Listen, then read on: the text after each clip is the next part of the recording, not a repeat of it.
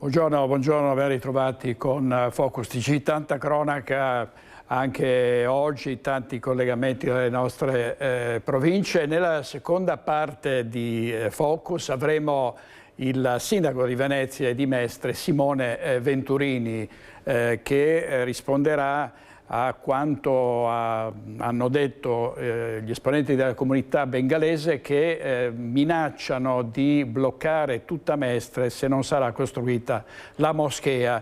Il no del sindaco Venturini è stato categorico. Avremo il sindaco alle 13. Partiamo dalla cronaca. Una bambina caduta dal quinto piano a Monte Belluna si è miracolosamente salvata. Vediamo il servizio della nostra redazione di Treviso. La bambina di 5 anni caduta a Monte Belluna da un palazzo di 5 piani. È una cosa grave, perché io abito qua al primo piano. Suo papà è venuto a suonare in casa mia. Lui ha pensato, il balcone è casa mia, e ha detto no, è il secondo piano. È andato là insieme e ha visto qualcosa di strano. Ha visto la bambina, purtroppo era caduta. Sì, è caduto. Sì, è grave anche. Un volo dal quinto piano, un tonfo, poi il silenzio. La piccola, 5 anni, di origini asiatiche, ha scavalcato il parapetto del terrazzo ed è precipitata. Una caduta da circa 9 metri, attutita leggermente dalla tenda da sole del secondo piano, dove la bambina è finita. Là, proprio là. L'ho trovato sotto così sul terrazzo. Basta. Terribile.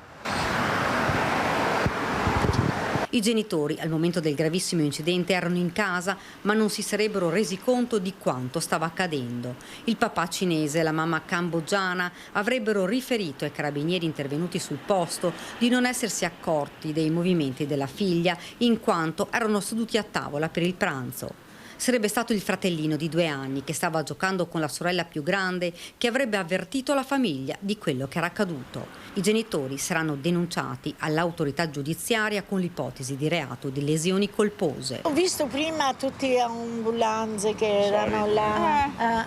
Ma da poco che sono qui? Sì, da poco, ma 1 anno può darsi anche. Hanno solo meno. una bambina? No, anche una maschio, 2 anni, 3 anni mi pare. Sul posto l'elicottero del SU-M118 di Treviso che ha trasportato la piccola ed i genitori all'ospedale di Padova, dove la bambina è stata ricoverata in terapia intensiva. Le sue condizioni sono gravi. La magistratura dovrà accertare se la coppia avesse messo in atto tutte le misure idonee ad impedire che l'incidente potesse accadere.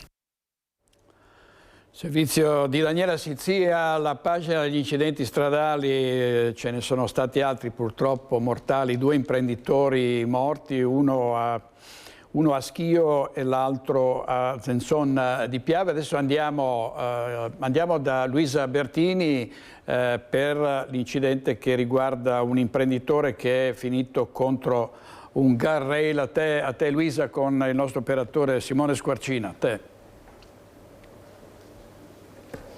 Sì, buongiorno direttore, buongiorno ai nostri telespettatori. Intanto ringrazio il presidente della provincia Andrea Nardin per essere qui, con cui parleremo tra poco di un importante bando rivolto ai piccoli comuni, ma intanto, come accennavi, la cronaca, ennesimo incidente, tragedia della strada, costata la vita ad un imprenditore. È successo ieri sera a Schio, in via Riva del Cristo, quando la sua auto è uscita di strada, verosimilmente a causa di un malore. L'auto ha impattato contro il guardrail e, nonostante il tentativo disperato dei soccorritori di rianimarlo, per l'uomo non c'è stato niente da fare. Di questo ci parla il prossimo servizio di Ivano Tolettini. Un violento schianto contro il guardrail, i disperati tentativi di rianimarlo e poi la corsa in ospedale. Non ce l'ha fatta Marco Simonato, 59 anni, noto imprenditore di Torre Belvicino, titolare di un'azienda di stampa e grafica. La tragedia è avvenuta ieri sera poco dopo le 20, lungo la via Riva del Cristo a Schio, al confine con Pieve e Belvicino. Simonato era alla guida della sua auto e stava viaggiando in direzione di Torre per rientrare rientrare a casa, quando, arrivato all'altezza della rotatoria con la variante della provinciale 46, ha improvvisamente perso il controllo del mezzo, sbandando sulla sinistra. La vettura ha proseguito la propria corsa fino a schiantarsi violentemente contro il guardrail. Nessun altro veicolo è rimasto coinvolto. I primi a fermarsi a prestare soccorso sono stati 2 automobilisti in transito. Immediato l'allarme, sul posto sono intervenuti i sanitari del SUEM, i vigili del fuoco, gli agenti della polizia locale Alto Vicentino. I sanitari hanno praticato a lungo le manovre di rianimazione prima del trasferimento d'urgenza in ospedale a Sant'Orso, dove Simonato è morto poco dopo. Tra le ipotesi al vaglio, quella che l'imprenditore possa essere stato colto da un improvviso malore prima di perdere il controllo dell'auto. Qualche anno fa il fratello Enrico era morto anch'egli per un malore nello spogliatoio dello stadio comunale di Schio. I 2 fratelli, molto conosciuti e stimati in città, avevano lavorato a lungo assieme. Marco Simonato lascia la moglie Stefania e 2 figlie. 10. Torniamo adesso a Vicenza con il presidente della provincia Andrea Nardin che oggi ha presentato un bando per la messa in sicurezza stradale rivolto soprattutto ai piccoli comuni, e si tratta di contributi rivolti a rendere sicura la viabilità soprattutto per gli utenti deboli della strada, quindi parliamo soprattutto di passaggi pedonali, di rotatorie.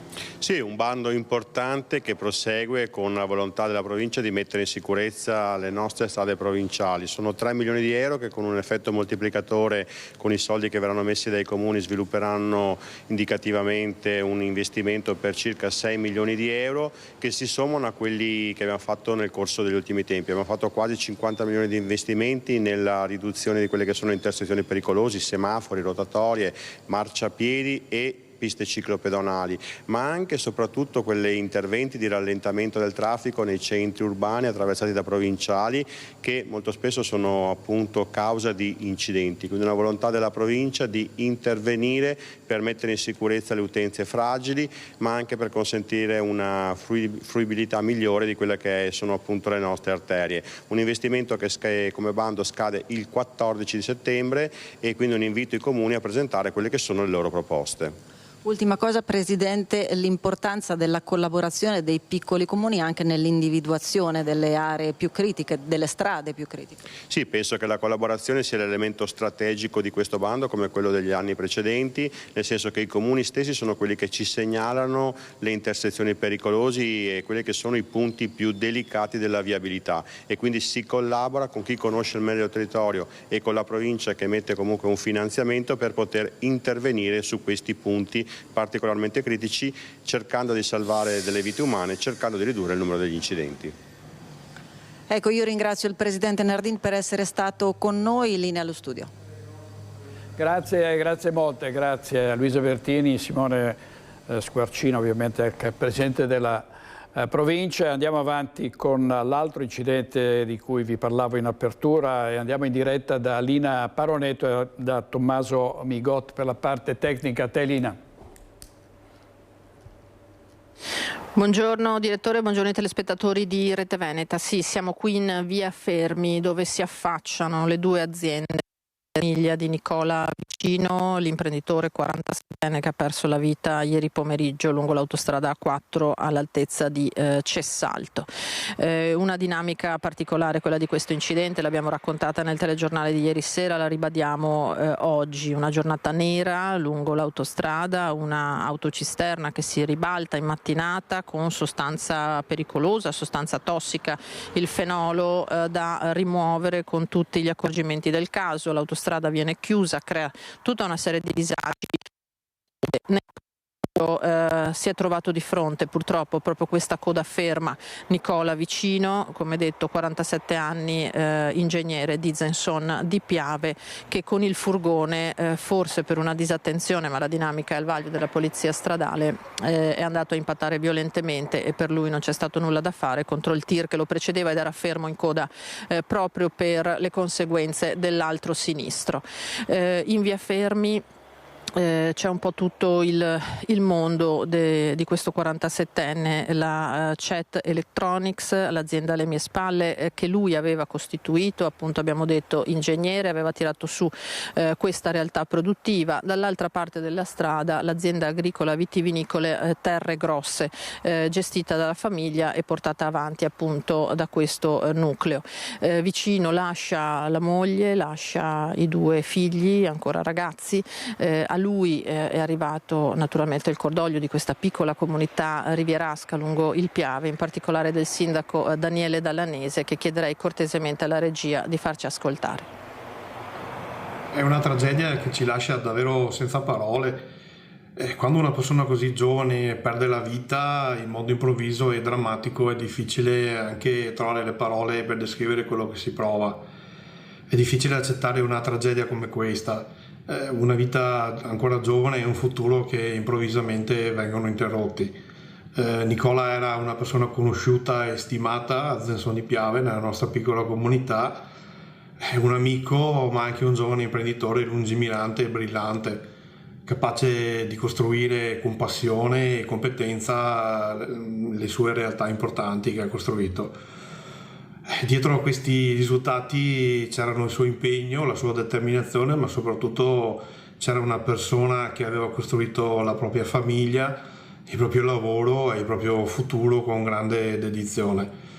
Il pensiero va innanzitutto alla sua famiglia, che si trova ad affrontare un dolore che nessuno dovrebbe mai essere costretto a vivere.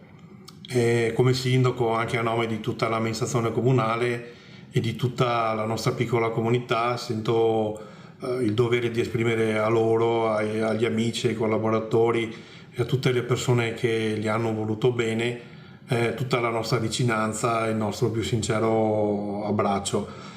E di fronte a una tragedia così grande le parole rischiano di essere inutili. Possiamo solo stringerci attorno alla famiglia e far sentire loro che non sono soli.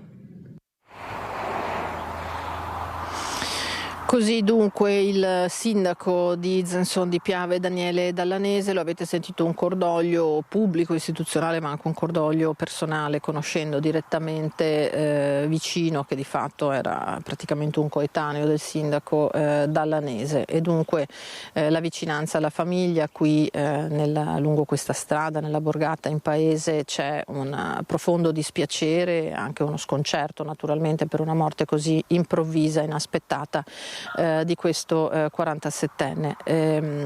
C'è stata, come detto all'inizio di questo collegamento, una dinamica particolare, no? Il doppio incidente, la coda. Sul posto si è recato immediatamente, come sempre fa, il sindaco di Cessalto, Emanuele Crosato. Cessalto, sappiamo, territorio purtroppo funestato da molti lutti, visto che è attraversato da quel tratto che noi definiamo maledetto dell'autostrada A4, a cavallo tra la provincia di Treviso e la provincia di Venezia, che purtroppo tanti lutti, tante vittime ha causato. Saranno le forze dell'ordine adesso a stabilire cosa possa aver effettivamente provocato lo schianto, il fatto che il furgone abbia viaggiato per alcune centinaia di metri prima di impattare violentemente contro il tir.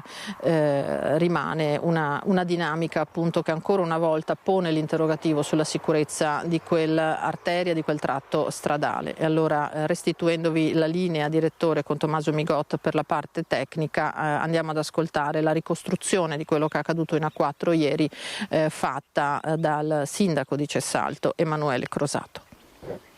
Una giornata decisamente infernale. Questa mattina c'è stato il primo incidente, un'uscita da parte di un'autocisterna, molto probabilmente una distrazione. Ci siamo preoccupati subito perché il ricordo è di circa 20-25 anni fa, quando abbiamo lasciato le nostre abitazioni in questo tratto, nel tratto di Sant'Anastasio, tra Sant'Anastasio e San Stino, dovuto a una fuoriuscita di sostanze pericolose. Quindi mi sono subito accertato tramite la polizia locale, vigili del fuoco e Autostrade Adriatico. Abbiamo avuto la sicurezza che comunque la sostanza era corrosiva per il manto stradale ma non era pericolosa, diciamo, per la cittadinanza. Il secondo incidente invece è successo poco tempo fa, nel pomeriggio, dovuto molto probabilmente alla fila dovuto al primo incidente, con l'uscita obbligatoria verso al casello di San Stino, quindi una grande coda tra Cessalto e San Stino, molto probabilmente anche qui una distrazione, un mezzo pesante con un furgone, quindi veramente una grande giornata di tristezza, una tristezza enorme quando succedono queste cose, soprattutto quando si hanno le notizie di persone, di autisti che nel loro lavoro perdono la vita. Questo è il tratto in cui non c'è la terza corsia. Purtroppo si stanno facendo i lavori, molto probabilmente erano considerazioni da fare ormai 10 anni fa sul fatto che era opportuno continuare ad andare avanti. Qua si è voluto lasciare un imbuto e queste sono le conseguenze, purtroppo. Non so quante volte abbiamo intervistato il sindaco Crosato su questo tratto maledetto dove c'è stata in questi anni una vera e propria strage che evidentemente non ha fine. Grazie a Lina Paronetto e a Tommaso Migotta per il collegamento. Adesso andiamo da Chiara Gaiani con Cristian Roque Allende, il nostro operatore a Padova, perché la polizia ha fermato 5 presunti malviventi che sarebbero responsabili di 3 rapine messe a segno in un'ora, almeno questa è l'ipotesi. A te, Chiara. Direttore, buongiorno ai telespettatori. Sì, lo dicevi, 3 rapine messe a segno in un'ora, una mattinata di paura in un lembo di terra, in un fazzoletto che va tra la Stanga e la stazione. La prima a essere rapinata una donna anziana che usciva da un supermercato a cui una persona, lo ha descritto come un nordafricano di media corporatura, aveva strappato la collanina che indossava sul collo. Poco dopo le volanti della polizia sono state fermate da una coppia di turisti francesi che si trovavano nell'area della stazione, per la precisione in via Valeri.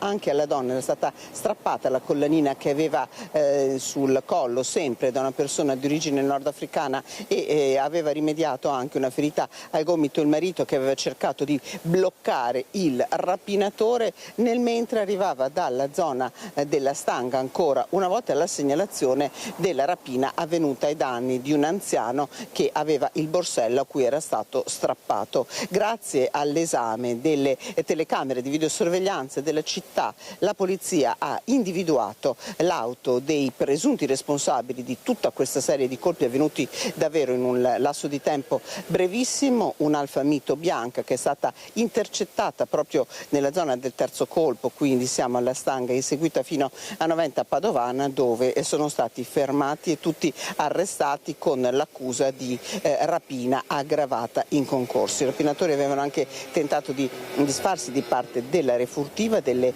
collanine che avevano messo in un pacchetto di sigarette che era stato lanciato dall'auto in corsa e recuperato dagli agenti. Si tratta di 2 tunisini senza fissa dimora e irregolari in Italia e di 3 italiani residenti nella città di Vicenza, che tra l'altro viaggiavano su un'auto rubata che era stata rubata la sera prima ad Arzignano. Ecco, tutti e 5 adesso sono in carcere. Nelle edizioni di questa sera vi faremo anche sentire il commento a questa indagine lampo degli agenti delle volanti da parte del questore di Padova Marco Odorisio, che abbiamo raccolto poc'anzi. Io direi che è tutto, ringrazio il collega Cristian Roque Allende per la collaborazione tecnica. Direttore, a te la linea può tornare. Grazie ai nostri inviati. Vediamo adesso quello che era un giallo fino a pochi giorni fa, e spunta una pista passionale dopo l'identificazione e l'arresto di un 22enne macedone che sarebbe responsabile di avere gettato dell'acido addosso ad una donna di Peseggia di Scorzè. Ora si cerca appunto il mandante di questo terribile agguato. Sentiamo.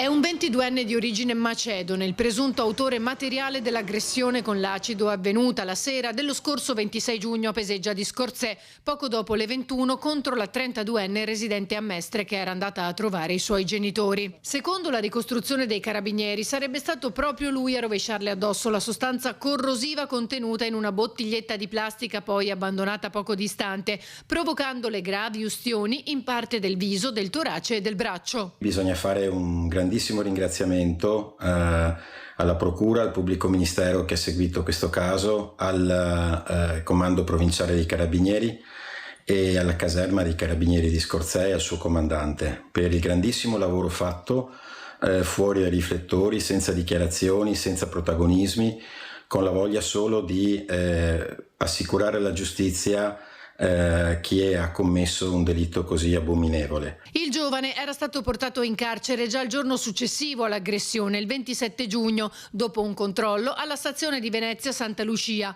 e dai successivi accertamenti era emerso un mandato internazionale di cattura per furti commessi in Macedonia. Al momento del fermo aveva con sé 3.400 euro in contanti, somma che secondo l'ipotesi investigativa poteva rappresentare il compenso per l'aggressione. Il 22enne infatti non risulterebbe avere rapporti diretti con la vittima, che ha sempre negato di conoscerlo. Per questo gli investigatori hanno ipotizzato dall'inizio un'azione su commissione.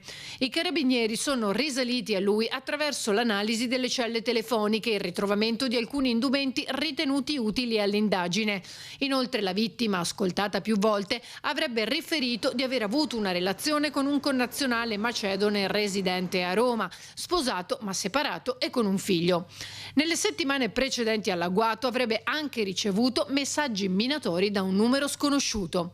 Gli accertamenti ora proseguono per individuare l'eventuale mandante. Noi adesso vogliamo giustizia, la vogliamo per la comunità, la vogliamo per la ragazza colpita, la vogliamo perché è giusto che un crimine del genere non passi impunito. Ci aspettiamo adesso che venga chiarito chi è il mandante e quindi che la cosa veramente trovi uno spazio diverso. Io credo che sia un gran giorno per la giustizia di questo paese.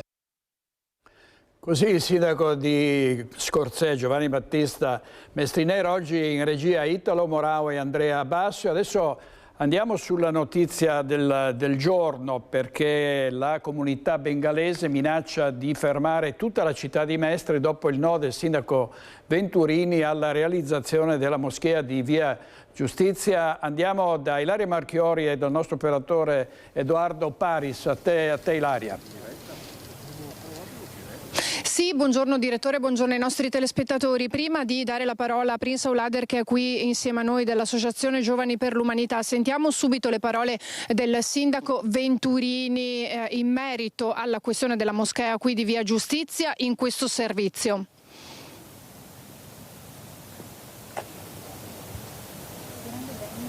I tempi non sono maturi per un discorso del genere. Oggi non c'è bisogno di un grande centro di culto nel perimetro cittadino e credo che la comunità bengalese debba fare ancora un lungo percorso di integrazione.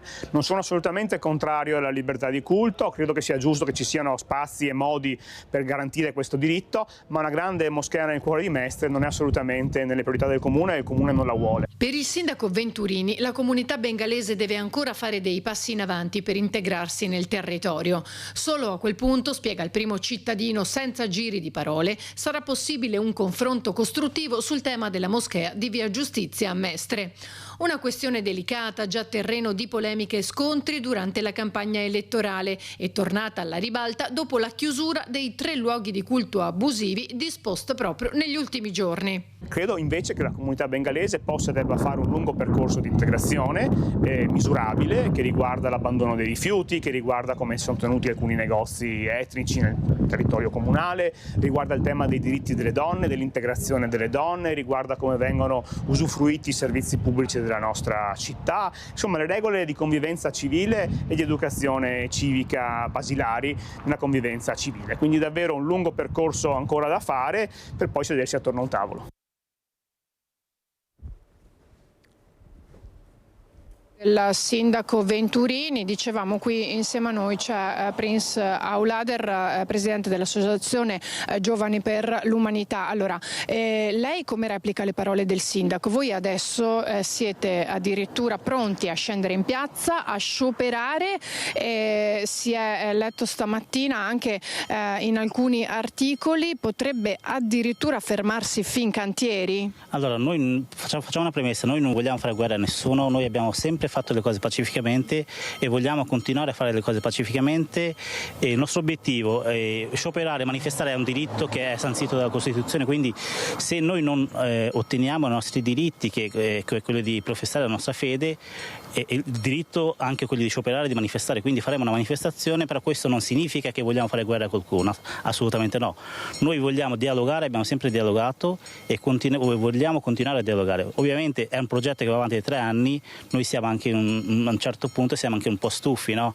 Come sapete che ci sono tantissimi luoghi di culto a Mestre Venezia che man mano stanno notificando per chiudere, però se vogliono chiudere oppure se vogliono sospendere bisogna creare anche un'alternativa. Non possono chiudere dei luoghi di culto o associazioni culturali all'improvviso senza dare un'alternativa oppure senza dare una possibilità oppure senza avere dei accordi. Noi vogliamo che comunque il comune o le istituzioni si siedano su un tavolo e si trovano degli accordi in comune, che vada bene al comune, che vada bene alla popolazione, che vada bene anche alla comunità bengalese e quella musulmana. Senta, Aulader, però il sindaco è stato chiaro, ha detto la comunità bengalese in questo momento non è pronta, quando lo sarà solo a quel punto ci riuniremo intorno ad un tavolo. Non siete pronti secondo lui a livello di integrazione? C'è ancora da fare a suo avviso? Assolutamente no, non è così. La comunità bengalese è ben integrato nel tessuto sociale qua a Venezia, lavora, vive attivamente nel comune di Venezia, quindi non capisco da dove venga questa parola che non siamo integrati. Noi siamo integrati, ovviamente bisogna migliorare, bisogna fare dei corsi per le donne, bisogna fare dei corsi civici, sono cose che bisogna fare piano piano gradualmente, non è che non si può, non è che siamo bambini che diciamo guarda non ti do questo perché non mi piaci, devi fare questo, assolutamente no. Il sindaco è una persona che rappresenta tutti i cittadini e non solo le persone che lo hanno votato, rappresenta tutti, quindi anche noi della comunità musulmana di Venezia. Senta, Prince, ci può far capire che cosa è successo con la giunta precedente, se ci fossero effettivamente degli accordi o meno, se fossero stati vocali, se ci sia qualcosa di scritto, cioè questa è una questione da capire con l'amministrazione Brugnaro, che cos'era accaduto realmente prima delle nuove elezioni? Come avete sentito dalla dichiarazione dell'ex sindaco Luigi Brugnaro, lui ha dichiarato sul Gazzettino che comunque è lui che ci ha indicato questo posto, che è una cosa verissima, e quindi questo posto non è che l'abbiamo scelto noi, è stato indicato dal comune perché comunque è un posto depresso, è un posto degradato, quindi se era possibile riqualificare e il comune non spendeva un centesimo, era tutta a spese nostre, però abbiamo speso tempo, denaro e pazienza, però a un certo punto la pazienza finisce, quindi chiediamo comunque che venga compreso la situazione e che ci venga data una soluzione. Non avete intenzione di fare una guerra? Assolutamente no, non abbiamo mai fatto guerra a nessuno e noi non vogliamo fare guerra a nessuno, vogliamo solo dialogare e cercare di capire i diritti che abbiamo. Se non abbiamo diritto non lo vogliamo, non è un problema. Se abbiamo diritto lo pretenderemo fino all'ultimo millimetro. Tra l'altro ricordiamo a chi non lo sapesse che questa parte di Via Giustizia in particolare era una zona molto degradata, lo sappiamo perché siamo poco distante dalla carrozzeria di Paolo Favaretto, che ha subito decine di furti negli ultimi anni proprio perché siamo poco distanti dal drop-in. Questa era diventata una zona di bivacco che voi avete riqualificato nei mesi scorsi. Assolutamente sì, tra un po' vi porto dentro, vedete che ci sono all'incirca 90-100 sacchi di immondizia, di ingombri che hanno lasciato i tossici, che comunque è roba del comune perché alla fine che non hanno mai pulito questa roba qua, quindi noi abbiamo preso la briga di smantellare, di ripulire questa zona che era una zona diciamo abbandonata. Ecco, avete sentito, dunque questa è la risposta della comunità bengalese. Qui da Mestre è tutto, io ringrazio Prince Aulader, restituisco la linea allo studio. Grazie molte a Ilaria Marchiori, Edoardo Paris, il nostro operatore. Ricordo che alle 13 avremo qui in studio in diretta il sindaco di Venezia Simone Venturini, che quindi commenterà e risponderà a quanto Prince Aulander e diciamo la comunità bengalese ha fatto sapere in questi giorni. Adesso un'intervista esclusiva di Federico De Rossa, l'80enne che è stato gettato in acqua, in mare, a Bibione da 3 delinquenti, perché di questo si tratta, ha rischiato di morire a 80 anni, ritrovarsi in acqua da solo e si è salvato per un miracolo. Sentiamo l'intervista. Sì, buongiorno e ben ritrovati da San Martino al Tagliamento. Siamo in compagnia di Rodolfo, l'80enne, lo abbiamo raccontato in tutti i nostri telegiornali che qualche giorno fa è stato buttato di spalle in mare da 3 giovani. Innanzitutto le chiediamo come sta. Bene, no, non sto male, a dire la verità, perché io non mi prendo mai di panico quando vado dentro in acqua. Mi è successo tante volte, non sono problemi. Per me, per gli altri non lo so. Guardi Rodolfo, ne stanno parlando davvero tutti di questo grave fatto che l'ha colpita in prima persona. Erano le 6:50, lei stava pescando, ci diceva anche che era con un amico. No, lui non era lì oggi. Di solito va con un amico. Sì, perché è uno che non sta qua, sta a Brescia, quarti là, va alla casa qua, viene a pescare, piace pescare e ci vediamo quasi sempre, ogni mattina quasi. Sì, visto che abbiamo lei qui con noi volevamo fare proprio chiarezza, quindi era da solo, stava pescando, quando di spalle cosa ha sentito? Allora, racconto subito. Allora io sono arrivato lì a quell'ora lì e dopo 5 minuti arriva una macchina e si ferma proprio davanti all'entrata del porto, non dal porto, del ristorante, e vengono fuori, aprono il cofano e parlavano, ridevano, scherzavano. Dopo un po' vedo che vengono giù per la passerella e io mi sono girato un momento, no, ma tanto è gente che viene a vedere il porto. Non ho fatto caso, no? Io ero là così che pescavo, tutto un momento sento 2 mani dietro la schiena, guarda boom! Io sono andato sotto, sono venuto su ma erano già spariti. Vediamo tra l'altro che ci sono ancora dei segni, Rodolfo, delle ferite. Domenica è successo, sì. Queste sono diciamo le cozze. Sì, le cozze, le ostriche che sono lì nel pontile, diciamo, no? Quindi lei fortunatamente sapeva nuotare, si è aggrappato ai pali del pontile ed è riuscito a riemergere. Nessuno è passato nelle barche, niente. Per ora non è passato nessuno, perché di solito lì pescano, le barche vanno su e giù. Quella mattina lì proprio, dopo un'ora sono arrivate. Dopo un'ora è arrivato anche uno in bicicletta, io ero già venuto su, mi ero cambiato. È venuto su subito o è rimasto parecchio in acqua? No, sì, adesso non posso contare i secondi, ma... È tornato su subito comunque? Sì, è tornato su subito. Fortunatamente sapeva nuotare, perché mettiamo caso che ci fosse stato il suo amico, ci diceva prima che non sapeva nuotare, staremmo raccontando tutta un'altra storia. Si nega. A Marco io non so, non lo conosco, non so se sa nuotare, lui è del 48. Sì, non per forza il suo amico, ma è una persona che semplicemente non sa nuotare. Mi piacerebbe, meglio che sia successo a me, perché guarda, che uno non sa nuotare non merita queste robe. Sì.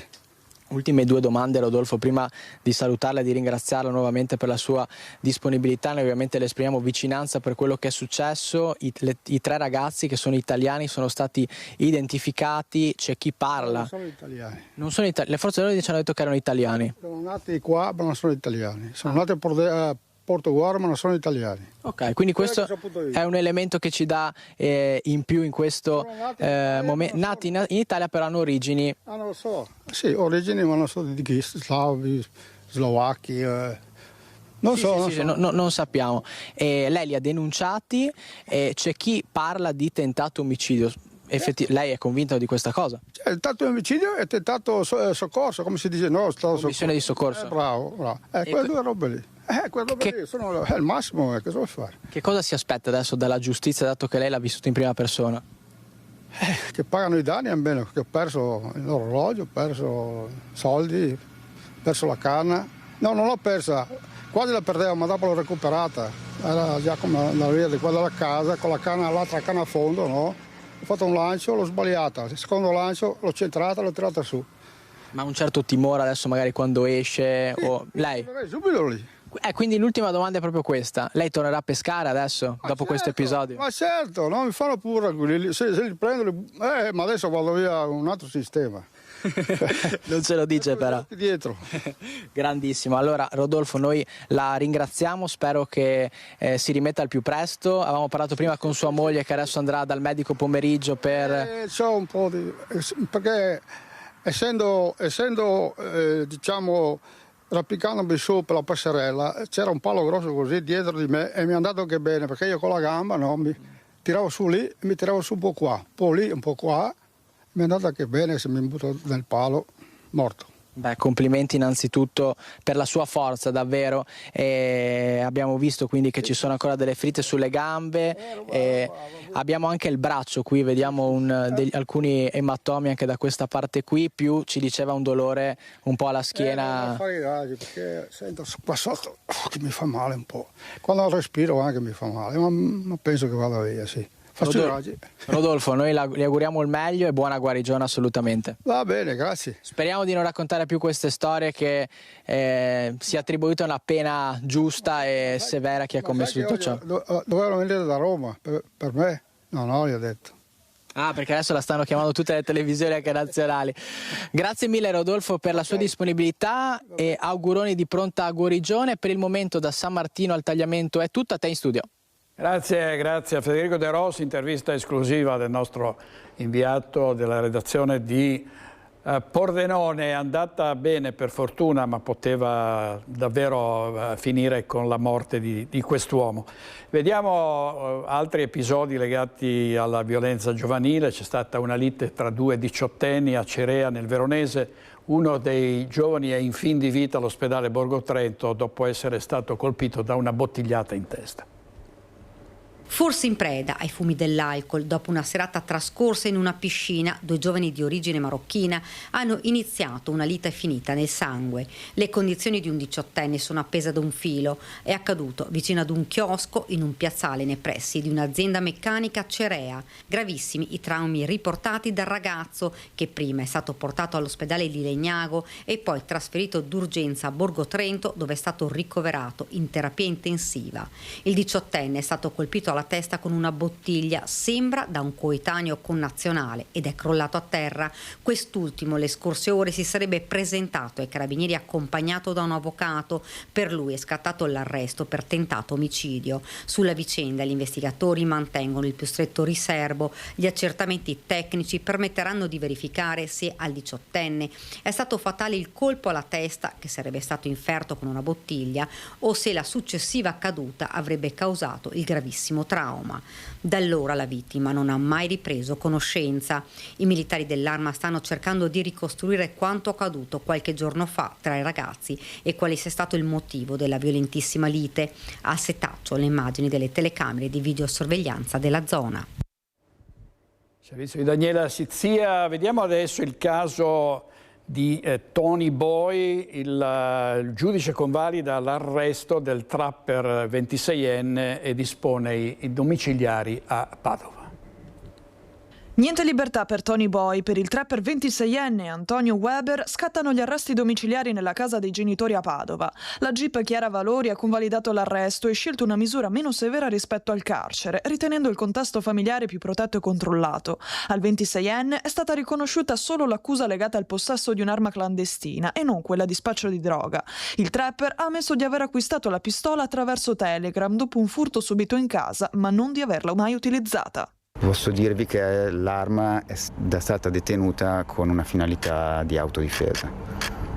Aveva subito un furto in abitazione regolarmente denunciato alcuni mesi fa e in risposta a questo fatto aveva deciso di procurarsi quest'arma. Non è regolarmente detenuta. Sul fronte della droga invece la valutazione è diversa. I quantitativi di cocaina, hashish e marijuana trovati tra l'auto e l'abitazione sono stati considerati compatibili con il consumo personale. Non è quindi scattata una misura cautelare per l'ipotesi di spaccio. Sono quantitativi modici di sostanze stupefacenti detenuti da parte di un soggetto che ha una conclamata e documentata dipendenza da più sostanze, quindi che ha delle evidenti capacità economiche che gli permettono di procurarsi della sostanza destinata anche a una provvista per uso personale, quindi diciamo da questo punto di vista la detenzione è assolutamente inquadrabile come non penalmente rilevante. Per i concerti già fissati, eventuali autorizzazioni potranno essere valutate dalla giudice su richiesta della difesa. Servizio di Marta Zatta. Sabato pomeriggio a Camponogara il funerale di Tania Terrin, la 39enne uccisa dall'ex fidanzato. Si può riscoprire il senso di comunità anche in queste circostanze per aiutare le donne vittime di abusi, così ha detto a Ilaria Marchiori il parroco di Camponogara. Sentiamo le sue parole. Ho sentito la mamma a telefono ieri, avevo dato la mia disponibilità ad ascoltarla, ad incontrarla se avesse voluto. Lei è stata ben disponibile e ha chiesto di celebrare il funerale qui a Camponogara. Sarà Don Alberto Perona a ufficiare la cerimonia funebre sabato pomeriggio alle 15:30 di Tania Terrin, la 39enne uccisa dall'ex fidanzato Dino Keber la sera di Ferragosto nella sua abitazione a Camponogara. Attese centinaia di persone, oltre a molti rappresentanti istituzionali. Una comunità, spiega Don Alberto, che reagisce stando unita. Questo contesto di sagra e oggi anche di fiera sembra un po' stridere con il funerale, però credo che, poiché dobbiamo sempre imparare a far nascere il bene anche dal male, questa attività ludica ma anche ricreativa credo sia la risposta migliore alla violenza, alla solitudine, al senso anche di incomprensione che tutti prende. Questo credo dirò nell'omelia del funerale.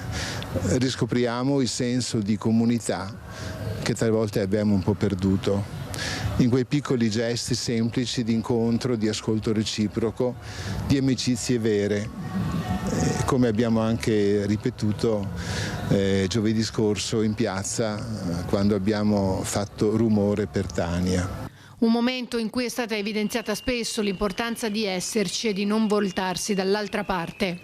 Tante volte è stata detta la parola rete e credo sia questa la risposta più bella. Fare rete sicuramente in dibattiti, in incontri inesperti, ma anche e soprattutto con le persone semplici che sanno offrire e donare qualcosa di sé per il bene più grande della comunità intera.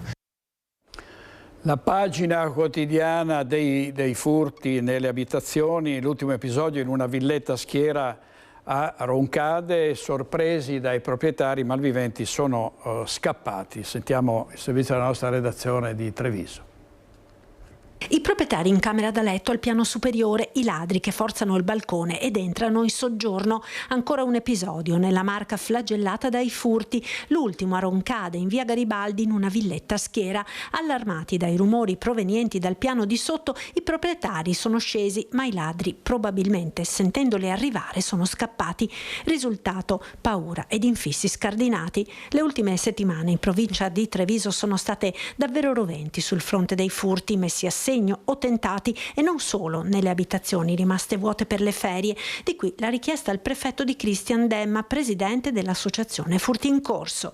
Oggi stesso farò una mail alla prefettura, gli richiederò un attimo di implementare le forze dell'ordine che stanno già facendo il massimo, ma forse ci serve un aiuto, magari come spesso succede dal battaglione di Mestre, per andare a coprire di più il territorio, perché se questo è il preludio di quest'estate, io ho sempre l'ansia di quando arriverà ottobre-novembre, perché c'è un incremento di furti ancora di più. Intanto il comune di Roncade ha rafforzato i controlli della polizia locale ed ha pronto il piano per incrementare la videosorveglianza. Noi come sindaci cerchiamo di fare tutto quanto quello che è possibile per cercare di contrastare il fenomeno. Infatti anche qui nel periodo estivo abbiamo messo in piedi i serali con la nostra polizia locale che gira il territorio proprio per far fronte alle effrazioni nelle abitazioni.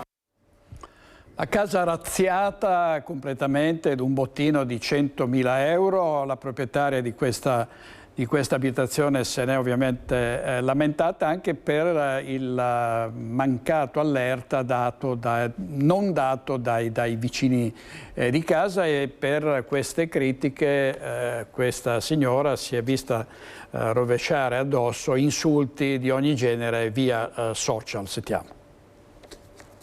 Voglio credere in un mondo migliore e allora io faccio un invito a tutte le persone di denunciare quando sentono dei rumori strani.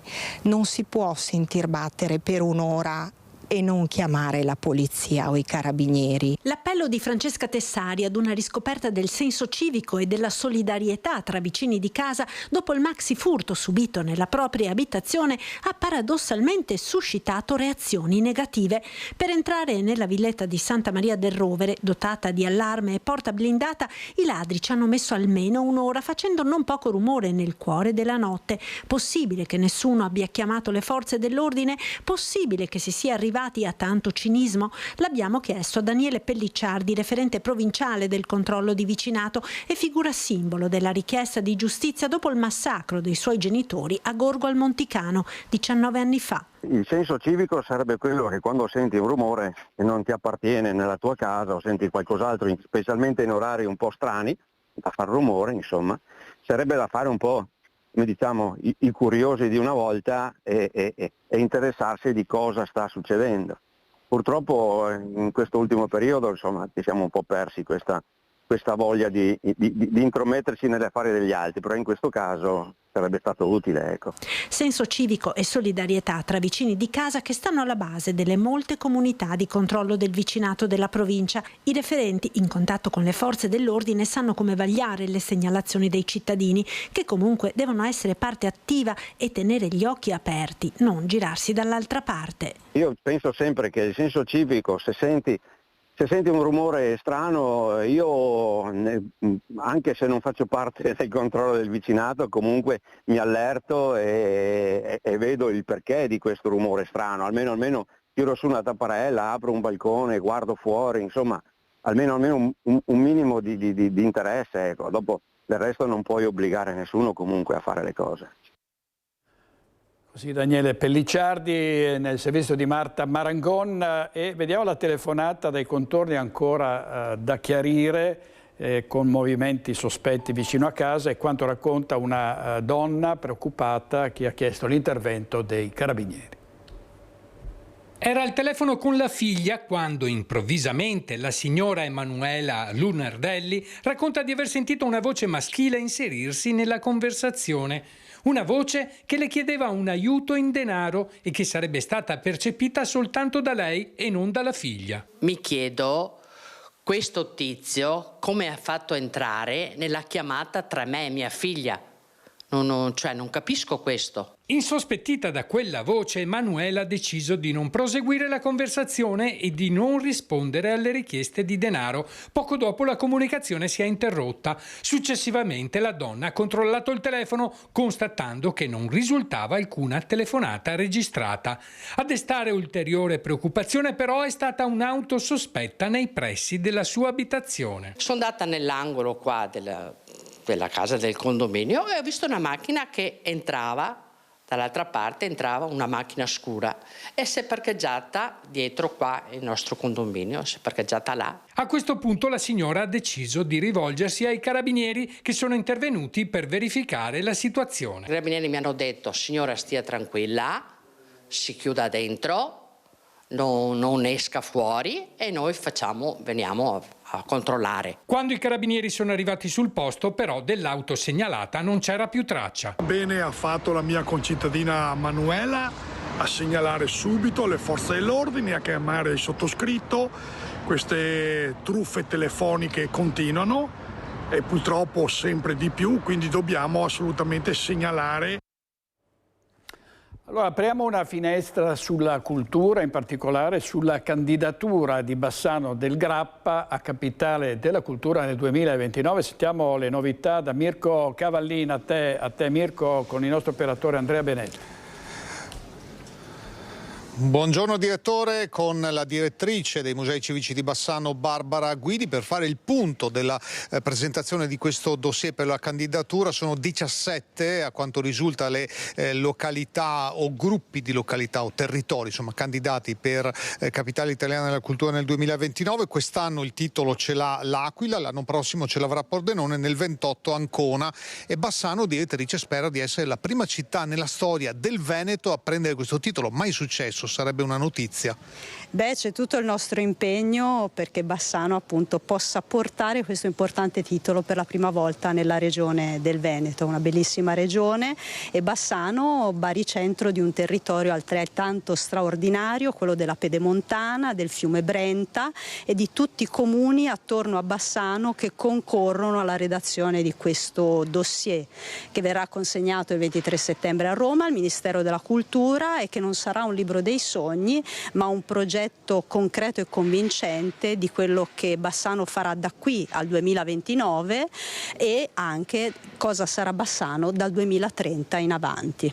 È un progetto per il quale sono arrivati tantissimi contributi, quasi un centinaio. Sì, adesso il grande lavoro è quello di fare sintesi tra tutte le idee che sono venute dalla partecipazione straordinaria di questa città, di questo territorio, dagli altri comuni, farlo diventare un progetto coeso, armonizzato e appunto, come dicevo, convincente, che faccia capire quanto Bassano meriti l'ottenimento di questo titolo. 17 località in corsa, 2 sono venete, appunto Bassano e Bardolino, poi ce ne sono 5 della Calabria e altre di altre regioni d'Italia, dalla Lombardia al Lazio, alle Marche, al Molise, alla Puglia. Deciderà a marzo 2027 il Ministero a quale località assegnare il titolo. Bassano intanto si sta preparando un altro grande ritorno. Alle nostre spalle c'è l'ingresso del Museo Civico, che è chiuso ancora per qualche giorno. Per quale motivo, direttrice?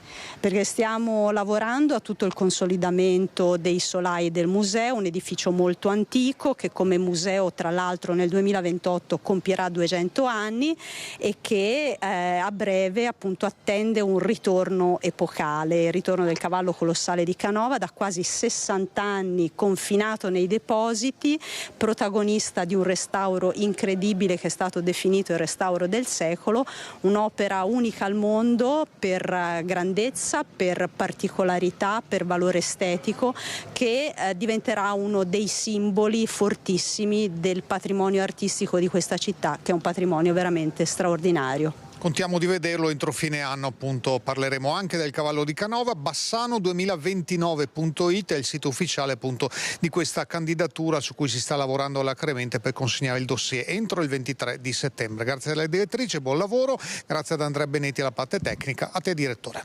Grazie Mirko Cavallini e Andrea Benetti. Andiamo avanti con lo stanziamento nazionale di 98 milioni di euro contro i dissesti idrogeologici, che ha visto assegnare ai comuni del Veneto soltanto 4,5 milioni di euro di questi 98 milioni. È durissima la presa di posizione del sindaco di Treviso e presidente ANCI Veneto Mario Conte. Io ringrazio il governo che mette a disposizione dei comuni italiani ingenti somme per la messa in sicurezza idrogeologica, di polizia urbana e tante altre progettualità. Chiedo però fortemente al governo di rivedere le modalità di distribuzione di queste risorse per evitare, come ultimamente sta succedendo troppo spesso, che i comuni veneti vengano non penalizzati ma addirittura umiliati. Ci rimangono le briciole di questi bandi. Su un bando da 95 milioni, poco meno di 5 milioni sono arrivati ai comuni veneti. Il presidente di ANCI parla addirittura di un'umiliazione subita dai comuni veneti, che prenderanno le briciole dal governo, che dei 98 milioni di euro messi a disposizione per il fondo sicurezza ne destina appena 4,5 ai comuni del territorio veneto. Comuni che avrebbero bisogno dei fondi tanto quanto gli altri. Abbiamo necessità di queste risorse tanto quanto i comuni del sud e quindi è fondamentale rivedere le modalità di distribuzione di queste risorse con una sorta di federalismo regionale che dia la possibilità ad ogni regione di avere una percentuale adeguata di risorse da distribuire ai propri comuni. Il problema resta la virtuosità dei comuni veneti, che spendono le risorse assegnate, hanno i conti in ordine eppure vengono penalizzati. L'appello dunque è anche ai parlamentari parlamentari veneti che siedono a Roma, che alzino la voce. Sì, siamo virtuosi, però troppo spesso l'essere virtuosi diventa un elemento penalizzante e non valorizzante, e quindi chiediamo che ci sia davvero un'inversione. Per questo chiediamo aiuto anche ai nostri rappresentanti nel Parlamento, che sono sempre molto attenti e sensibili. Chiediamo di schierarsi a fianco dei sindaci per rivedere queste modalità di distribuzione di risorse che siano eque e che possano consentirci di dare risposte ai nostri cittadini sotto tanti punti di vista, dalle infrastrutture sportive, la messa in sicurezza idrogeologica, alla sicurezza urbana. Insomma, sono tanti i bandi che il governo sta emanando, ma sono troppe volte i comuni del Veneto si trovano sul fondo di queste graduatorie e quindi esclusi dal finanziamento. No, anche perché in questi ultimi anni il Veneto è stato devastato da calamità varie, da temporali. Ricordiamo quanto è successo sul nostro territorio, le alluvioni, insomma è successo di tutto, e continua purtroppo con i cambiamenti climatici ad essere un territorio molto esposto. Vediamo le conseguenze del nubifragio che si è abbattuto nel litorale veneziano. E siamo andati a vedere così cosa è successo e a sentire anche i cittadini. I negozi sono allagati, sale da pranzo, sale delle pizzerie, con danni importanti al di là di economici, una figura un po' imbarazzante verso i clienti, ma non è neanche tanto il danno economico sui materiali, ma proprio un danno anche morale. Qualcuno ha parlato subito di bomba d'acqua ed effettivamente in quella mezz'ora su Bibbioni ha piovuto parecchio, certamente sopra la media, ma chi qui vive e lavora, in questo caso siamo in Viale Aurora, non accetta la motivazione dell'evento atmosferico estremo e dagli esiti incontrollabili. Ci spostiamo in Piazza Fontana. Essendo che Bibbione ha le fognature di 60 anni fa, non scorrono più tanto bene i tombini e quindi l'acqua non sgorga giù, a noi è entrata solamente 2 centimetri di acqua in negozio.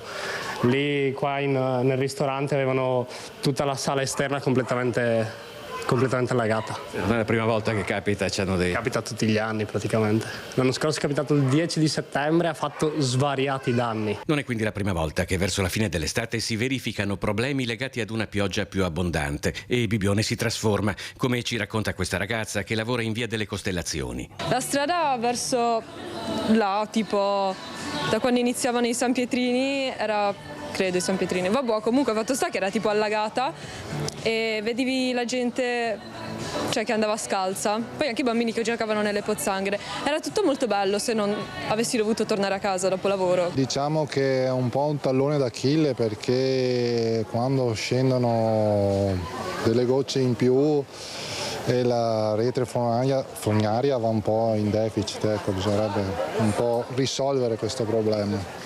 Si è parlato di bomba d'acqua, ma c'è anche qui chi ci ha detto non ci è sembrato che avesse piovuto così tanto da giustificare. Oddio, adesso non so i millimetri, non credo proprio una bomba d'acqua, c'è stata abbastanza acqua, però non credo una bomba, adesso non so i millimetri. Insomma. Lei ha mai avuto problemi, avete mai avuto danni durante una di queste alluvioni? Su un negozio più in giù sì, Sempre di scarpe? Sì, sempre di scarpe. E ha perduto della merce? Qualcosina. La fortuna è che questa volta la pioggia è caduta in un momento in cui i negozi e i ristoranti erano aperti e si è potuti intervenire subito. Io ero qui dentro il negozio che sistemavo e fortunatamente sono riuscita a chiudere tutto in tempo e a mettere gli asciugamani e a chiudere la parte dove entrava l'acqua. Diciamo, se fosse capitato di notte quando nessuno è presente, i danni ci sarebbero stati di più. Certamente, sicuramente, anche perché di notte insomma nessuno è in negozio, quindi tempo di arrivare, ti ritrovi l'acqua invece che trovarti a 1 metro dalla porta, te la ritrovi fino in magazzino. Non so di chi è la colpa, però onestamente commercianti, imprenditori, tanti colleghi mi hanno scritto perché io ho postato dei video, onestamente la nostra situazione imbarazzante con i clienti che avevano le scarpe bagnate, i nostri camerieri hanno pulito, le nostre ragazze hanno pulito in maniera splendida, ci sono tolte proprio, sono bagnate scarpe, calzini, hanno pulito quello che potevano fare. Adesso abbiamo ripristinato il locale, però c'è qualche collega che non apre. Reportage del nostro inviato Filippo Fois. Adesso andiamo in pubblicità con i nostri registi Italo Morao e Andrea Basso. State con noi perché avremo in diretta qui in studio a Focus TG il sindaco di Venezia e di Mestre Simone Venturini. Parleremo dello scontro sulla moschea di Via Giustizia. Tra poco.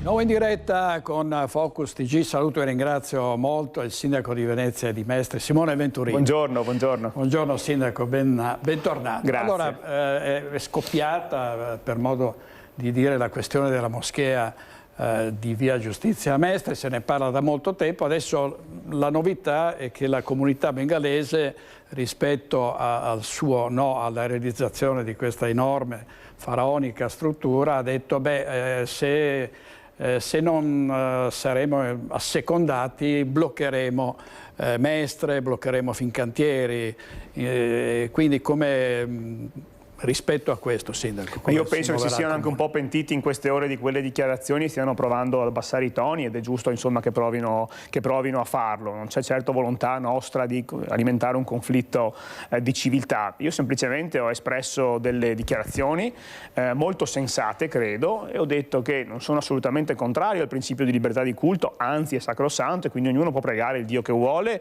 nelle modalità con cui ritiene. Realizzare una moschea in un terreno che oggi non ha quella destinazione urbanistica è una facoltà che il Comune può autorizzare o meno, e quindi il Comune in questa fase gli ha detto che non è interessato a progetti faraonici che costruiscano moschee tipo piramidi in mezzo a Mestre.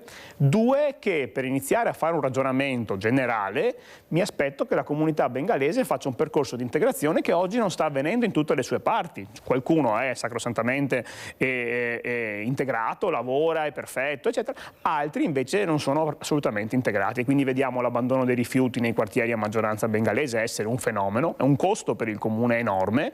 Vediamo il tema dell'integrazione delle donne che ancora fatica, vediamo veli integrali girare per la città e quello secondo me non è un segnale di integrazione, vediamo anche tutto un tema dei negozi a gestione etnica che non sono assolutamente decorosi per la città, quindi se c'è volontà di fare questo percorso, io nei prossimi mesi vedo un grande miglioramento in tal senso, allora si può aprire un grande tavolo di ragionamento, ma non per arrivare assolutamente a una grande moschea nel cuore di Mestre o progetti faraonici, ma per autorizzare eventualmente, come già esistono in giro per la città, dei luoghi di culto e culturali più piccoli, gestibili in zone consone, non certo la grande moschea. Di questo Mestre non ne ha bisogno. E su questo sono coerente con quello che ho detto in campagna elettorale, che ho detto che no a una grande moschea in centro a Mestre.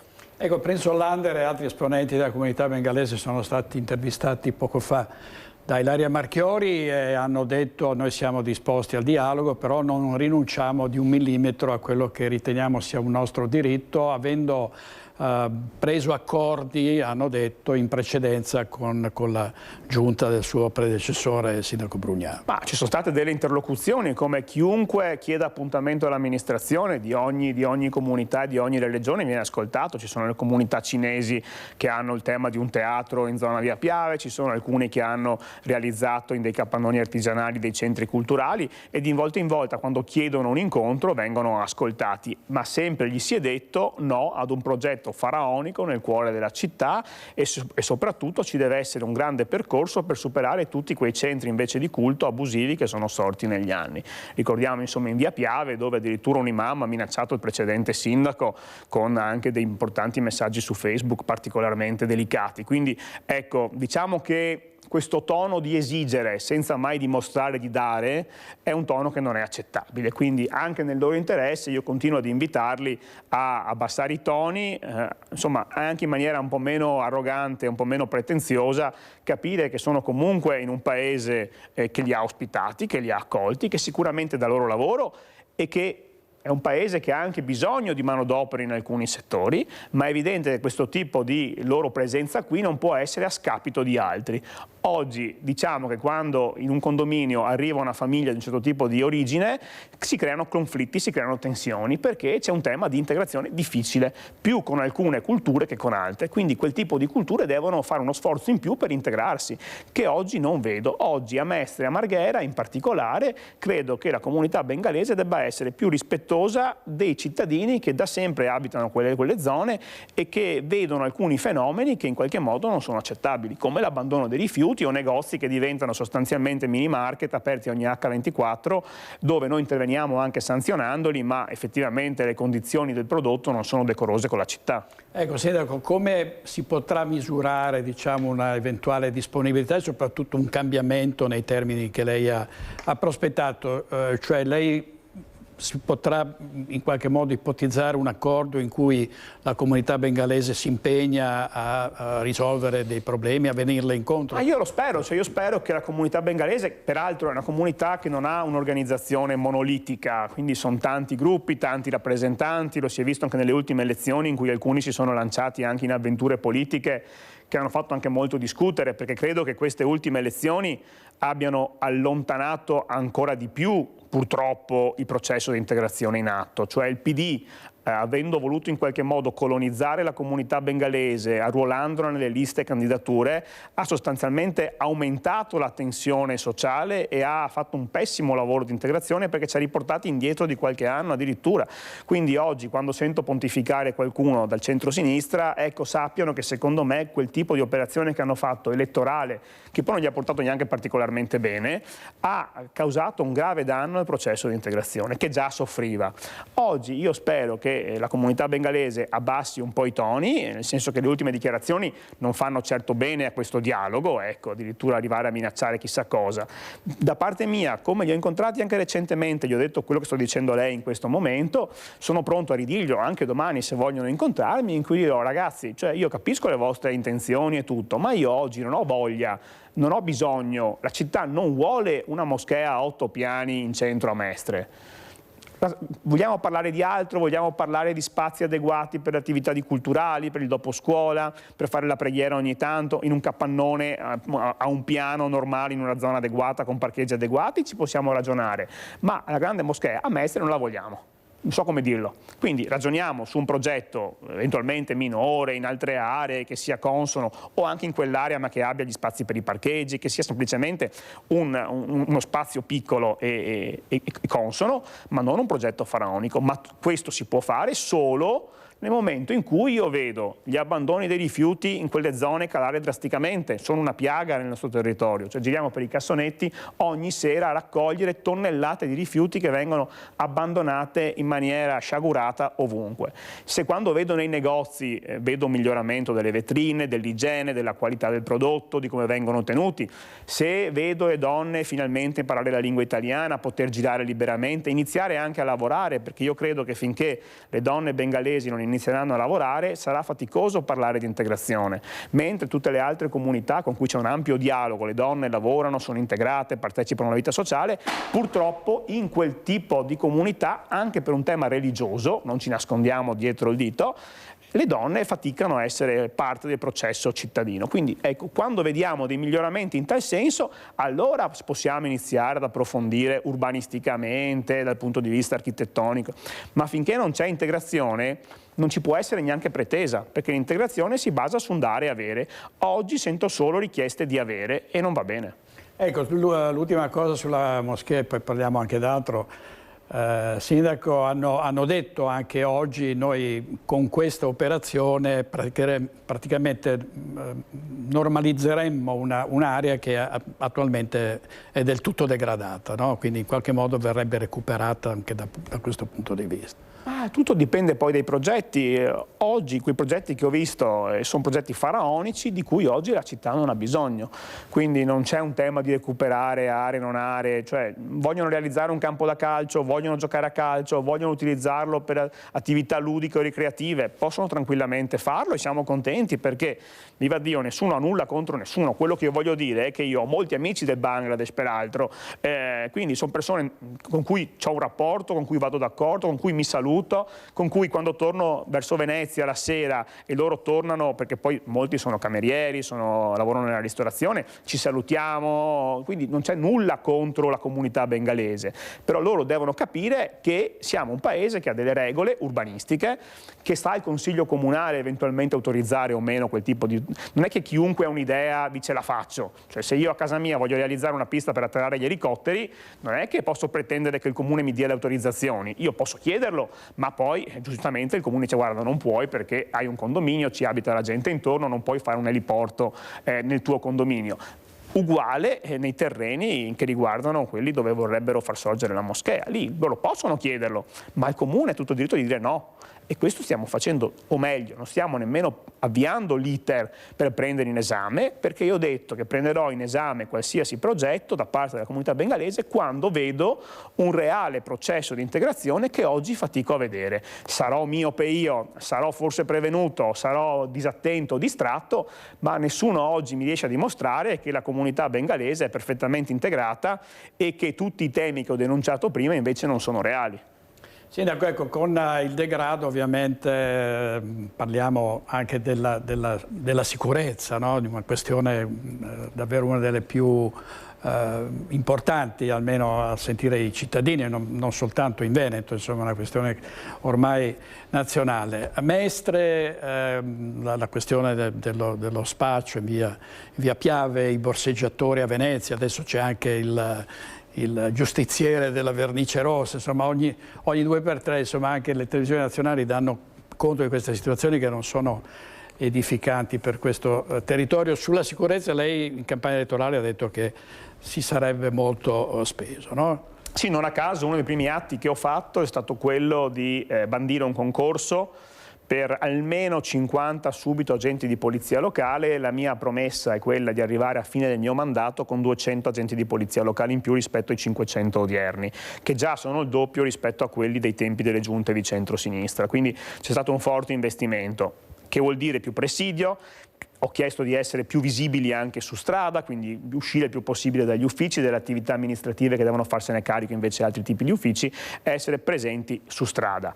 Dopodiché non ci nascondiamo, perché sarebbe facile dire metto 50 vigili in più e ho risolto i problemi. No, purtroppo no. E il problema sta a monte rispetto a quello che vediamo accadere nelle grandi città, medie o grandi città italiane. Milano ha un tema forte di sicurezza nonostante abbia insomma una marea di personale di polizia in più. Roma ha i suoi problemi giganteschi, le città turistiche hanno il tema dei borseggiatori, perché c'è un sistema, un impianto normativo che sostanzialmente non funziona. Cioè noi abbiamo arrestato 82 borseggiatrici da inizio anno, chiedetemi quante di queste sono in carcere e allora capiamo che c'è un tema grande a monte di strumenti che vengono messi a disposizione. Si continua a teorizzare l'esistenza dei reati minori, ma sì, sono reati minori, sono reati minori, sono reati minori, per i quali sostanzialmente denuncia a piede libero non fanno neanche un minuto dietro le sbarre. Ecco, quel tipo di reati minori sono i reati che colpiscono di più le persone deboli, perché è più facile che sia rapinato, borseggiato o anche vandalizzato un atrio di un appartamento di chi vive nelle periferie rispetto a chi vive negli attici super protetti nei grandi quartieri ricchi della città. Quindi oggi i reati minori non dovrebbero nemmeno esistere come criterio, perché il reato non può essere minore per definizione e quando ti colpisce fa tanto male, perché un furto in casa ti segna proprio dentro e ogni volta che torni a casa e metti la chiave nella toppa ti fai il segno della croce perché il trauma ti è rimasto dentro, quell'immagine di una casa violata, di cassetti rovesciati, biancheria intima rovesciata, quindi davvero ti resta dentro, così come ti resta dentro essere borseggiato soprattutto a una certa età in cui ti fai anche la domanda se non stai invecchiando, se non ti stai rimbecillendo, dici no ma sono io che ho sbagliato e ti fai 1000 sensi di colpa quando invece il delinquente è passato davanti a te. Quindi serve un sistema normativo per cui io ti prendo, siccome sappiamo benissimo che il borseggiatore per definizione è uno che reitera il reato, sono tutti plurirecidivi, sono tutti quanti conosciuti, schedati, tutta gente che fa questo di mestiere, cioè la presenza della reiterazione del reato dovrebbe consentire subito una custodia cautelare, una carcerazione immediata della persona. Non servono inasprire le pene all'infinito, cioè non serve ergastolo, 20 anni di galera, basterebbe tenerli in galera 3 mesi, 3 mesi ogni volta che vengono beccati, uno viene beccato 3 volte, si fa 9 mesi, quello non è che cambierà la sua vita, probabilmente quello cambierà paese, andrà in Francia, andrà in Belgio, andrà in Germania, è brutto da dire, sì, è triste, sì, però dobbiamo iniziare a essere un po' egoisti, il nostro paese deve iniziare a essere non amichevole con chi si comporta da delinquente e quindi secondo me i piccoli reati, che piccoli non sono, devono essere perseguiti più che con severità infinita di pene che poi non vengono mai date, con una velocità della sanzione, cioè un processo per direttissima, tac tac ti prendo e ti metto in galera, o paghi una super cauzione come in America in cui ti devi indebitare per uscire di galera, ti passa la voglia di farlo di nuovo, almeno in Italia. Sindaco, le risorse fondamentali per una città così delicata e così malata come Venezia, secoli di storia e anche di incuria da parte delle comunità, no? Anche il vedere Venezia calpestata ogni anno da milioni di turisti mordi e fuggi. Ma ecco, sulle risorse, legge speciale, lei ha notato da parte dell'esecutivo, da parte di questo governo, una maggiore sensibilità nel voler sostenere? Io ringrazio la Premier perché mi ha ricevuto subito dopo la mia elezione. Io peraltro, non essendo un sindaco con tessere di partito in tasca, cioè non ho un rapporto diretto di partito con i vertici dei partiti nazionali, quindi ovviamente sono stato assolutamente ricevuto, sono stati un'ora a parlare con la Premier che è stata molto gentile e a cui ho consegnato sostanzialmente 7-8 punti affidando a lei questi punti molto complicati che vanno dalla legge speciale alla richiesta di strumenti nuovi per gestire il commercio a Venezia, perché purtroppo le liberalizzazioni di Bersani hanno distrutto il commercio nei centri storici che va ricostruito, che va rinnovato. Quindi sul tema della legge speciale ho chiesto un'attenzione forte da parte del governo con dei finanziamenti, adesso dopo la pausa estiva, perché la sfortuna vuole che quest'anno per chi ha governato il paese è stato un anno particolarmente complicato, la crisi internazionale, la crisi finanziaria, la crisi energetica, il costo del petrolio e quindi molte risorse sono state deviate poi per far fronte a questo, però a settembre insomma tornerò a Roma e tornerò a rappresentare l'importanza di una risposta di legge speciale perché sono gli ultimi residui finiti i quali Venezia non ha più risorse straordinarie per far fronte a dei costi straordinari, cioè non è un lusso che Venezia chiede, è un'operazione matematica in cui dimostriamo che fare qualsiasi cosa a Venezia, anche la raccolta differenziata, costa 100 milioni in più complessivamente e questo delta deve essere coperto da dei fondi straordinari. Oppure ci lasciano una parte delle ricchezze che ogni anno noi produciamo nel territorio e che vanno a Roma. È un po' un tema legato all'autonomia che non è andata benissimo purtroppo in questi anni in Veneto, però il principio è lo stesso, almeno 1 punto, 2 punti dell'IVA che ogni anno genera Venezia per il paese, perché genera dal punto di vista anche di immagine, di ricchezze, soldi che vanno a Roma e poi finiscono nel calderone romano che sappiamo essere alle volte molto ingordo, ecco, che parte di questi soldi almeno restino a monte a Venezia. Cioè, diamo volentieri l'altro 98%, ma almeno ci lasciano il 2%, così continuiamo a fare manutenzione della città che può quindi continuare a essere utile al Paese, perché se Venezia sprofonda non facciamo sicuramente un piacere al Paese. Ecco, un bilancio a questo punto della stagione turistica del ticket d'ingresso si può fare? La sperimentazione continua, ecco, non sono ancora arrivato a un punto soddisfacente, cioè così com'è non mi soddisfa pieno. Credo che si debba rafforzare l'effetto disincentivante anche agendo sul prezzo e anche offrendo eventualmente, una volta alzato il prezzo, dei servizi agganciati a quel tipo di tariffa. E serve una modifica normativa e anche di questo insomma ho consegnato nelle mani dell'esecutivo questo tema, quindi sono fiducioso che venga ascoltato. Poi ci sono altri fascicoli importanti che stiamo seguendo, il tema di Porto Marghera, il tema terra e aree, il tema portualità, cioè uno dei temi principali in campagna elettorale era, se vogliamo, un porto vivo, un porto che lavori o un porto chiuso, con 20.000 posti di lavoro pregiudicati. E invece abbiamo vinto la campagna elettorale convinti che il porto fosse un elemento importante della nostra città.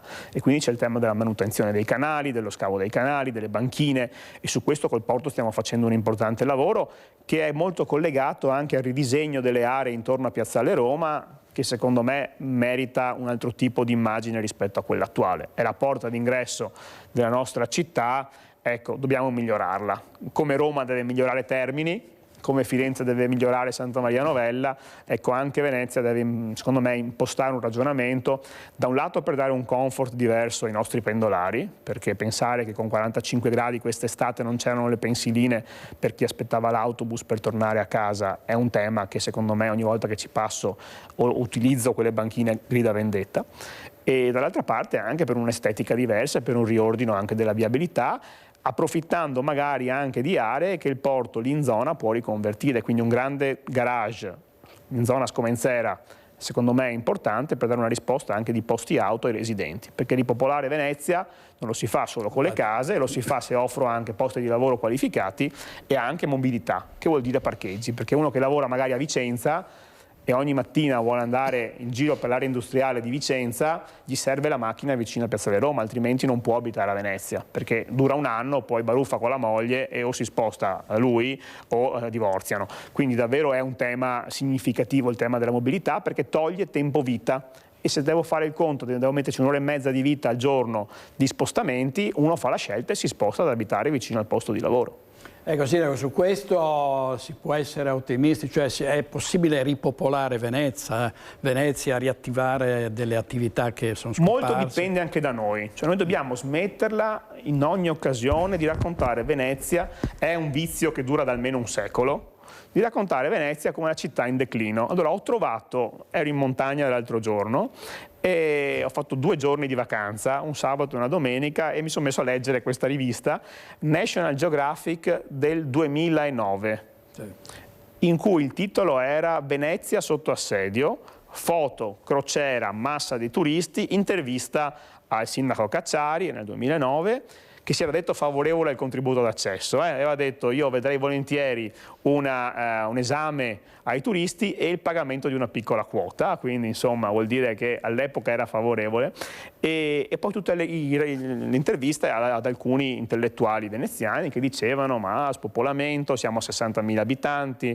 e moriremo tutti. Ecco, questo racconto di declino secondo me non aiuta a raccontare invece la contemporaneità della città. Noi attraiamo nuovi residenti, ma soprattutto nuove funzioni lavorative, alternative a turismo e settore pubblico, solo se siamo capaci di raccontare a investitori e imprenditori che Venezia non è una città che sprofonda e che muore, ma è una città oggi al centro di dinamiche super interessanti per l'arte contemporanea, per la ricerca, per l'università. Io sono molto impegnato su questo per fare anche delle operazioni come l'ospedale al mare, dove 700 ingegneri potranno andare a lavorare a regime al Lido, che vuol dire 700 famiglie con stipendi medio-alti che potranno vivere a Venezia e generare un'economia dei servizi, gli asili, i negozi, cioè ripopolare Venezia passa da un lato da un racconto diverso che facciamo tutti, perché se dico che a casa mia cade il tetto e moriamo, nessuno viene a cena a casa mia, no? Verosimilmente, quindi devo dire invece che a casa mia si mangia bene e che il tetto è solido.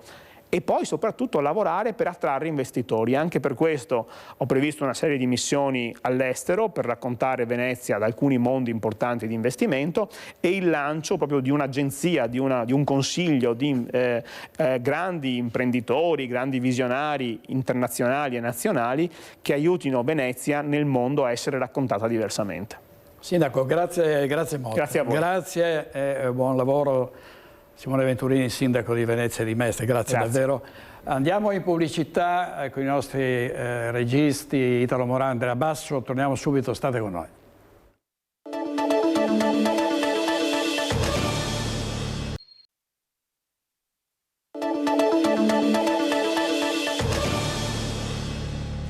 E da Venezia andiamo a Belluno, dove sono in aumento le donazioni destinate ai trapianti. Ci racconta tutto Tiziana Bolognani. A te, Tiziana.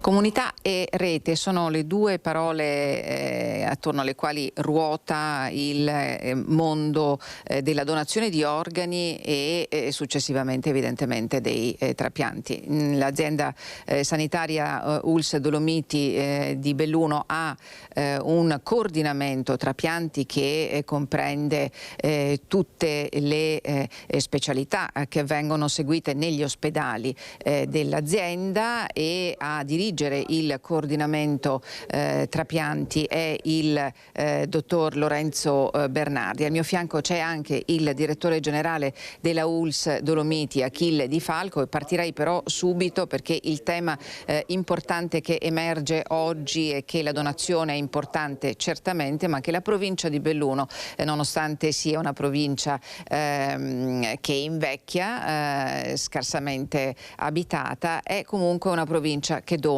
è una provincia attenta a questo gesto che è fondamentale per la vita propria e altrui. Certo, e di questi buoni risultati non si può che ringraziare la popolazione bellunese, ringraziare coloro che sono stati donatori, che hanno donato e quindi hanno espresso un sì in vita alla donazione, e ringraziare le loro famiglie, al di là dei numeri che sono numeri diciamo percentualmente buoni. Però ricordo che anche molti bellunesi ad esempio donano a Treviso quando vengono centralizzati soprattutto in rianimazione neurochirurgica per patologia. Comunque ecco, diciamo, ringraziamo tutti i donatori. Senta, dottor Bernardi, l'età è una variabile importante al momento della donazione? Diciamo che io direi così, non c'è età per non andare incontro all'attuazione di questo dono. Abbiamo donatori in alcuni casi che superano anche gli 80 anni. E i numeri che voi naturalmente oggi avete anche espresso partono sì dalla considerazione delle equip, no? Che arrivano per poi, sono le equip che poi arrivano da fuori, che sono quelle che poi trapianteranno, eseguiranno materialmente. Oltre ai medici però c'è una bella pattuglia di infermieri, certo, e a loro spetta un compito fondamentale. Qual è? Certo, ma infatti il maggior carico in questa attività ce l'hanno gli infermieri dei nostri coordinamenti ospedalieri trapianti, che hanno una parte importante anche nel mantenere la comunicazione con i familiari dei donatori. Dottor Di Falco, lei è arrivato a reggere l'ULSS Dolomiti, si aspettava innanzitutto questi numeri e si aspettava questa realtà che è molto importante, fondamentale? Non so se me l'aspettavo, di certo sono particolarmente contento. C'è una visione di equip molto importante, una visione multiprofessionale dove ciascuno sa utilizzare al meglio le proprie competenze. Questa equip multiprofessionale ha incontrato una comunità che non soltanto è accogliente, ma si scopre essere molto aperta alla donazione. È un rapporto di fiducia reciproco molto importante che cercheremo di sviluppare al meglio, nonostante, come avete visto, insomma, abbiamo degli ottimi numeri su questo tema, e anche il tema delle opposizioni è di fatto un tema molto modesto, su cui però insieme cercheremo di lavorare. Dottor Di Falco, la donazione è vita. Ricordiamo come è possibile manifestare la propria volontà. Le modalità sono le più diverse, dal comune al sito del Centro Nazionale Trapianti all'azienda stessa, quindi l'importante è fare una scelta profonda e consapevole, ricordarci che doniamo vita e qualità di vita, vita vera nel senso della donazione di organi, ma anche un'importante qualità di vita nella donazione di tessuti, insomma, quindi l'importante è una scelta consapevole, le modalità ci sono le più varie, se avete dubbi comunicatelo e noi vi faremo sapere come. Grazie Tiziana Bolognale, il nostro operatore Stefano Bozzi, gli ospiti di questa sera a Focus alle 21:20, Leopoldo Bottero, Maurizio Conte, Vinicio Corrent, Giovanni Battista Mestriner. È tutto, grazie, buona giornata, grazie ai nostri registi Italo Morao e Andrea Basso. Arrivederci.